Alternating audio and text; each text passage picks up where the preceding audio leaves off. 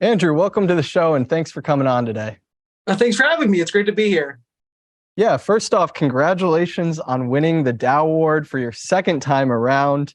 I read the paper last night and I got to tell you, it was really interesting and very well done and very well deserved. So congratulations. I appreciate that.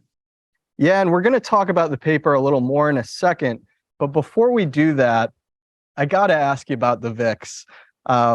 You actually won your first Dow Award on a paper that you did about the VIX and volatility. And everyone loves to talk about the VIX, but I don't think many people understand it as well as you do. So I want to get your perspective on it. It's getting a lot of attention this week. We're hitting new 52-week lows. It's getting a small bounce here today, but we did see those 52-week lows this week. And we're recording this on Thursday, so things could change by Friday. But I keep hearing that the VIX is broken, some of the distortions that short-term options may or may not be causing. But when you look at other volatility indicators, like here we have the average true range, something that's not affected by short-term options, it's saying the same thing as the VIX. Right. So I'm wondering, when you hear those claims, the VIX is broken, what do you think of that? Yeah, so the whole idea that the VIX was broken, it stems from the popularity now of 0 days to expiration options. And so VIX is looking at the volatility of the S&P options out for the next month. And so when these got popular, the 0 days expiration kind of shortens the window of a lot of the options that are getting traded. And so people are saying, well, then the VIX isn't really picking up on that activity. And so the VIX must be broken. And so we kind of heard something similar back in 2017, which was the year that I first won the Dow Award for my VIX paper. And of course, it was 2017. If you were around trading, if anyone was around trading, then it was basically the year of no volatility. So of course, I wrote a paper about volatility spikes. We had absolutely no volatility. And during that period, everyone was like, well, the VIX is broken. And at that time, the reason was all these VIX ETNs. We had XIV, which imploded, and VXX, and everyone was kind of piling into these VIX ETFs, primarily the short ones, because shorting volatility became such a profitable trade during that time.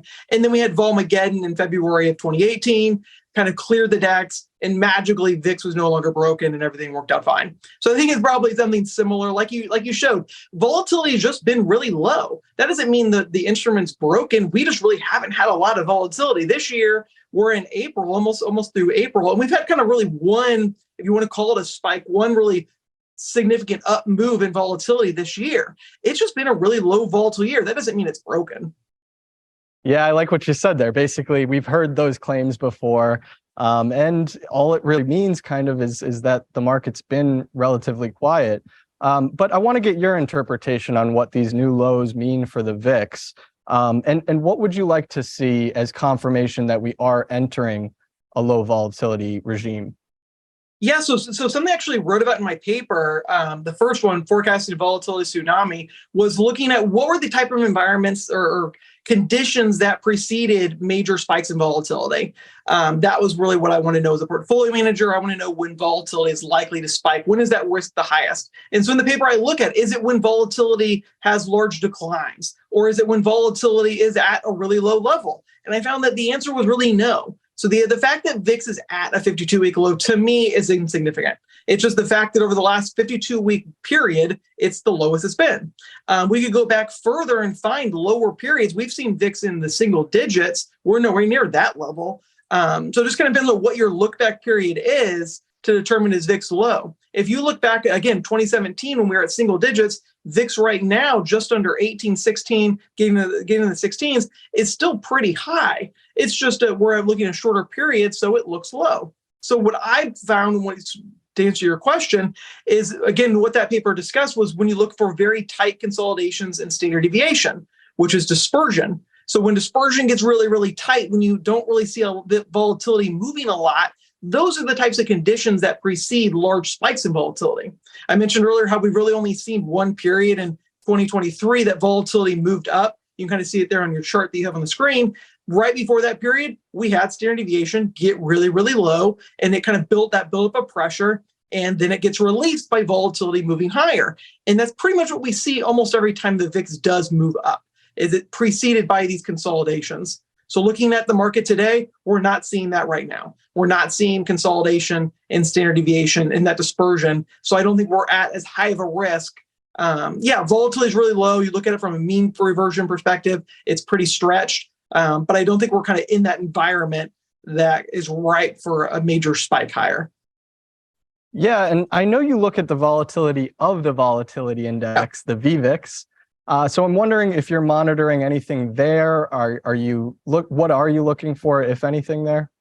Yeah, so I think this is definitely a chart I keep an eye on, looking at the VVIX versus the VIX. So when volatility of the VIX starts moving higher, that can be a kind of a bullish setup for the VIX. Similarly, like when you start seeing VIX start to rise along with equities, it's not a normal condition, and so it should kind of raise a flag to some degree. So I view it as kind of a secondary type indicator or type of chart. I'm not going to act alone on just the fact that the VVIX is making a higher low, but it definitely perks my ears and makes me kind of pay attention to what's going on in volatility. This is telling us that there is some activity in the VIX options, because again, VVIX is measuring volatility of the VIX pretty much the same way that VIX is measuring volatility for the S&P 500. And so what this is telling us is there's an increase in activity. And if we actually dug a little further, I know we don't have a chart of this, so people just kind of have to use their imagination. We're actually seeing a lot of VIX call options get traded. The open interest in VIX calls is gone up pretty significantly. And so we are seeing, it seems like a lot of people are starting to try maybe potentially hedge with cheap VIX calls. You obviously don't know the underlying reason why someone's buying them, but we are seeing a rise in VIX call activity. That's probably leading now the VVIX moving higher. And maybe it does lead to the VIX moving higher as well. But we'll kind of know after the fact if that was the case.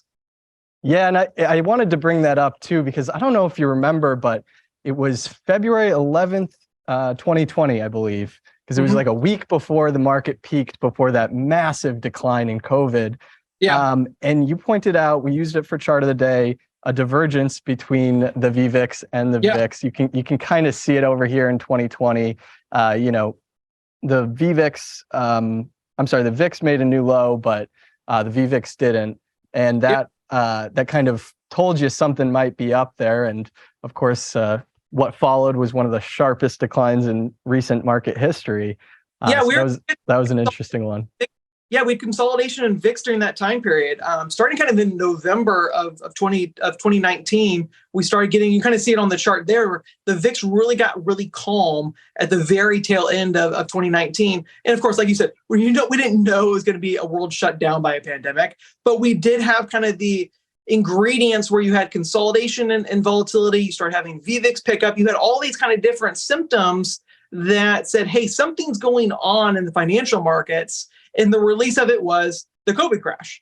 But thankfully, we didn't have to be epidemiologists to know that was going to happen. But we knew that there was something kind of going on. And it obviously got exacerbated by that.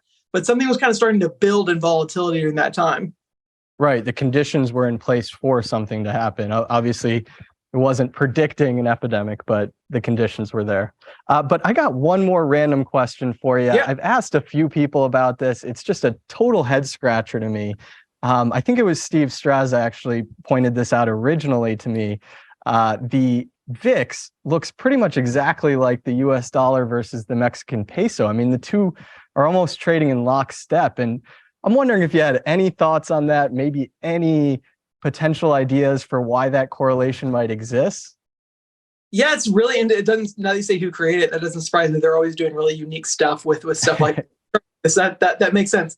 I've never seen anyone compare, or that I can remember, the US dollar to peso cross to the VIX. I assume it's probably just, it's be boiled probably down to just being a risk on, risk off currency pairing.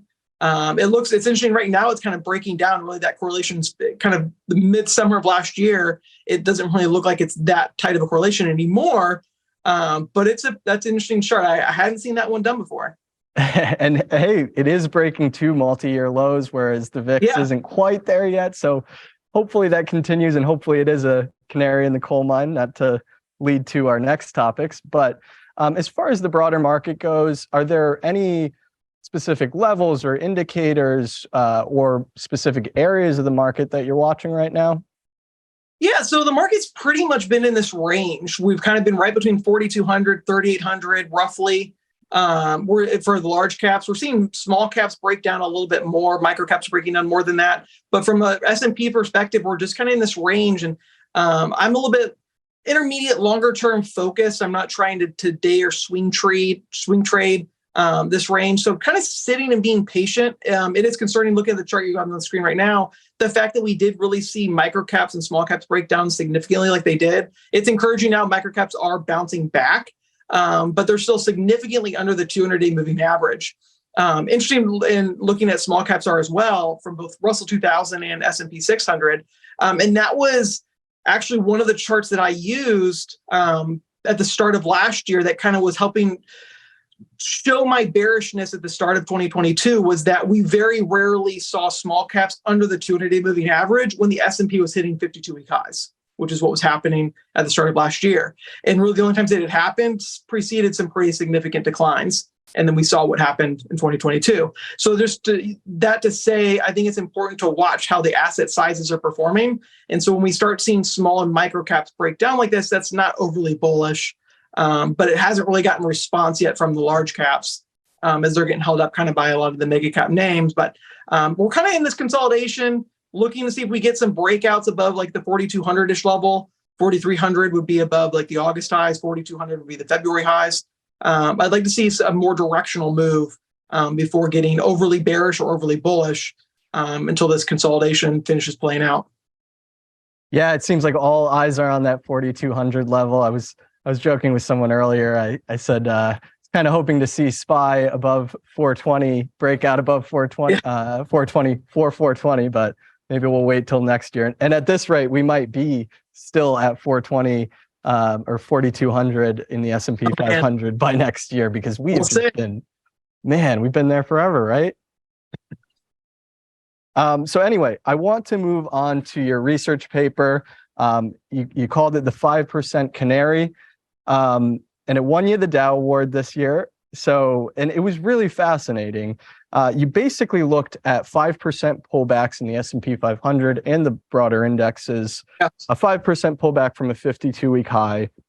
And you were really looking at the speed at which those happened to determine whether or not it was a canary in the coal mine, a precursor to a larger decline or a buy the dip kind of opportunity, right?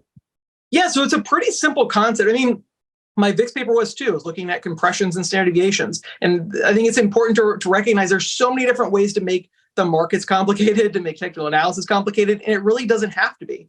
So like you said, my paper, the 5% Canary, is looking at 5% declines.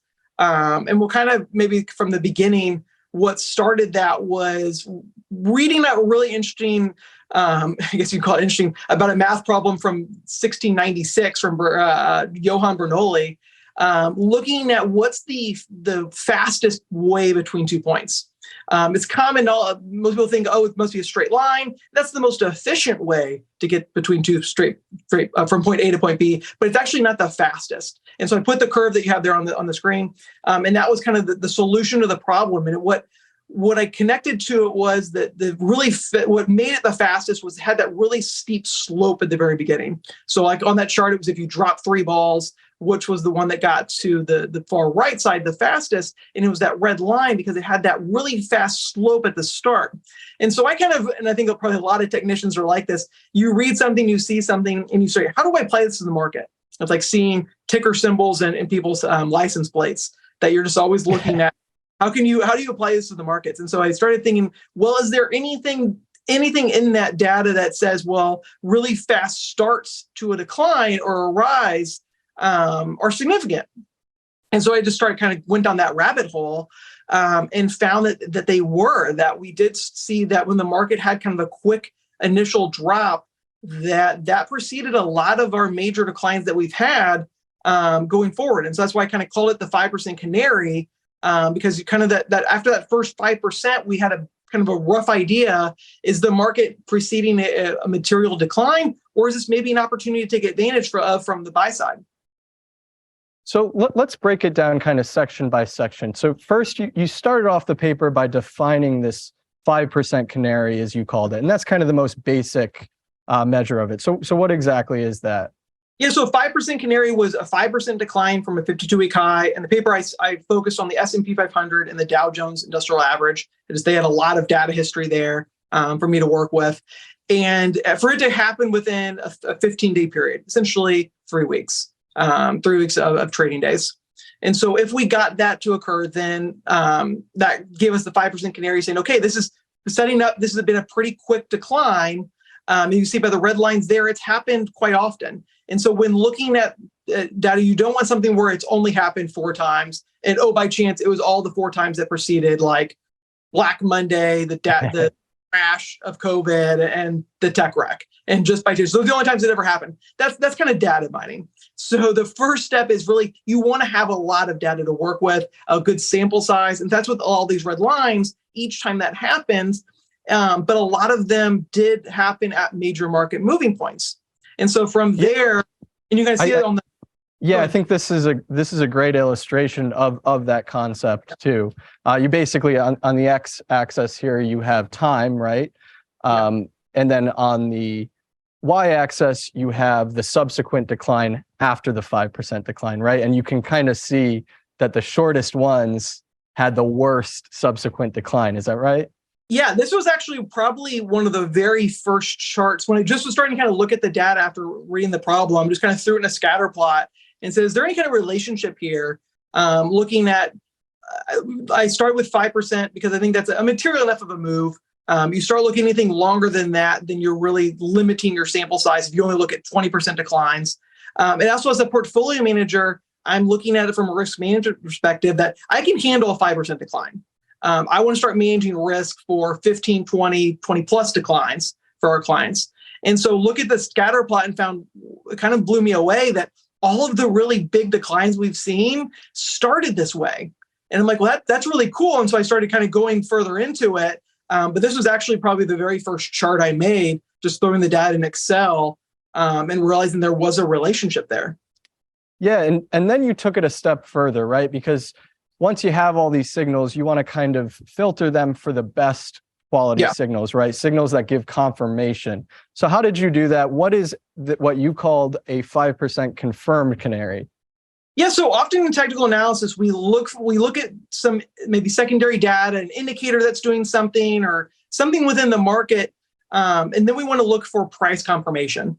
And so maybe it's similar when we talked about that VIX making a higher high. That's secondary. We want to start looking to see does volatility start responding to that. Same thing here. So if we have a 5% canary, we've gotten that the S&P in this instance dropped 5%, let's say in 10 days, gave us that 5% canary. Now we want to look for it. Does the market start to respond more to that through a possible change in trend? So we have that kind of have that momentum, that fast momentum's built up after that initial decline. Does it fall below the 200-day moving average within the next 2 months? And so that's what gave us that confirmation. And so we have a lot less. So that's what the red dots on that chart are. We can say we have a lot less of those 5% canaries got confirmed, which is what we want. Now we want to start, hopefully, not having a lot of these big declines. Right. But they started kind of pushing out the sampling to where we had a little bit less to work with. But when they did happen, they were pretty significant time periods from Black Monday. The 1987 crash had happened. Oh, wow. Yeah. There's one right before 87 or maybe right after. I guess it would be the 5% that would have triggered it, right? Yeah. If you look back at actually the 1987, the market didn't collapse from a high. The market actually had been going down for a little while before we actually had that big drop. It just on the chart, it looks like it just all happened right away. But the market actually had been declining for a little while.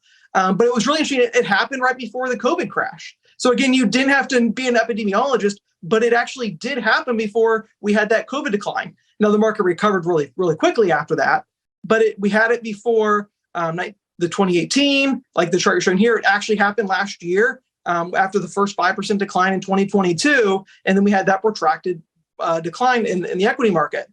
And so it just gave us kind of this warning signal, again, kind of why I called it a canary, to say, okay, hey, something's going on in the market. Do we have other data that starts to confirm it? And then you can start building a little bit larger, thicker thesis or market opinion from there. Yeah, and I like this one because it's basically just a zoomed in version of this one. And just to note, those red dots are the confirmed canaries, whereas the vertical lines, those are just the 5% canaries. So again, just a more refined signal. And break us down how the returns compare for a confirmed canary, one that closes a 5% pullback, that closes 2 consecutive closes beneath the 200-day. How does that compare to some of the other returns? Yeah, so what I found was like the 3-month drawdown was almost double for confirmed canaries compared to just like a regular 5% decline, regardless of how long it took. And so what this tells us is that there's substance there, in that the market does see a larger decline when this occurs, outside of just anytime it declines by 5%, the average return maybe is XYZ. So these do kind of scrub and show that the largest declines do start this way. And we saw that kind of with the scatter plot, right? This just puts it kind of in a different format, looking at the bar chart, kind of just looking at the different time periods there of what the market does going forward. But it was basically double just a regular 5% pullback. Yeah, and going back to this chart here, I think it is interesting because it is a pretty early warning sign. You called it a canary in the coal mine. For people who don't know where that term comes from, you explained it in the paper. Back in coal mines, they used to send a canary in because they can sniff out the gas. And if the canary died, I know that's kind of dark, but if the canary died, that'd be a sign that there's toxic gas within the coal mine, right? Yeah. And so the other kind of the counter to this is, well, what about just looking at the 200 moving average? Because all these are just crosses the 200. And we see that the market cross over. Thankfully, in the last 10 years, it hasn't happened a lot because the market's basically gone straight up, except for a few pullbacks. But when we look at long-term history, looking at just 200-day crossovers, it provides quite a bit of whipsaw. And so by having this additional filter to just looking at 200-day crossovers, provides, in my view, a great filter to market weakness than just looking at that M&A crossover. Yeah, so you established that this is a pretty good early warning sign for risk management, right? But how do we tell when a 5% pullback is buyable and that we actually want to buy that thing, right? You had the criteria for that. So when is it buy the dip?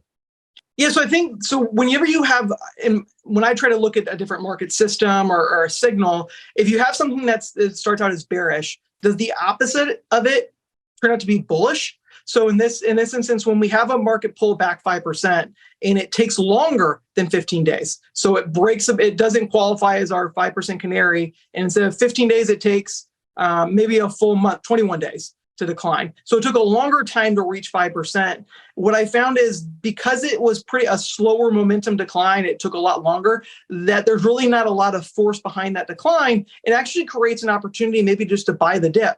A term that got really popular kind of in 2020 and 2021, when every time the market had any type of pullback, buying the dip was a great strategy until it wasn't. And even showed the comparison to Isaac Newton during the South Sea bubble, where he kept buying the dip, making tons of money for his trust, and then tried to do it after the bubble popped and lost everything. And so I thought this was kind of a way to help not only provide its own market view of possible buying the dip opportunities, but then helps confirm the 5% canaries, in that the opposite actually provides a bullish thesis to the bearish thesis of the 5% canary. So yeah, 5% pullbacks that take longer than 15 days just don't have the same amount of force. And oftentimes you see buyers will step back into those types of markets. And I wanted to ask, why 52-week highs? Why not all-time highs? Did you just want a bigger sample size?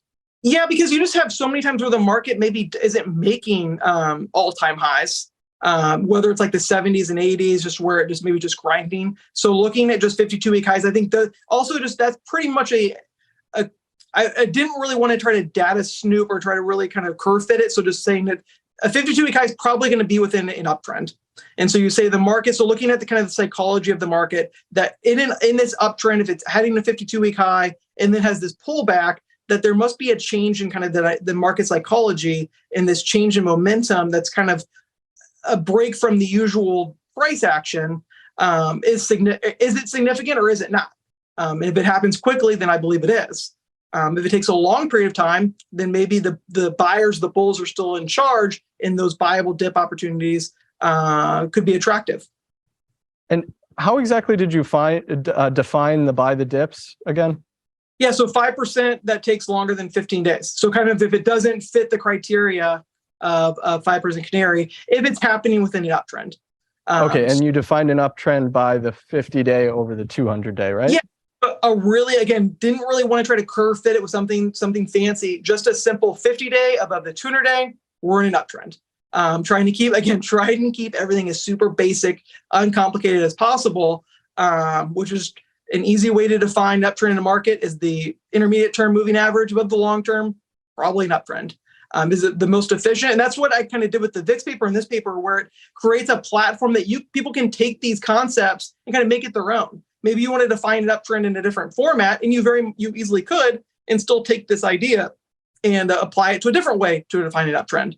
But for the paper, yeah, 50 above the 200-day was an uptrend. Market pulls back 5%, takes a long time to do it. Probably not a protracted decline going forward. Yeah, I think it was David Lundgren who said it once to me, the best trading systems are the ones that combine things like momentum and trend, maybe relative strength too. But this one definitely combines momentum and trend. That's what you're kind of doing here, right? Yeah, so it's basically since 1980, the market was higher 67% of the time 2 weeks later. Market was higher 87% of the time 2 months later. And 2 months later, the market was up about 5.5%.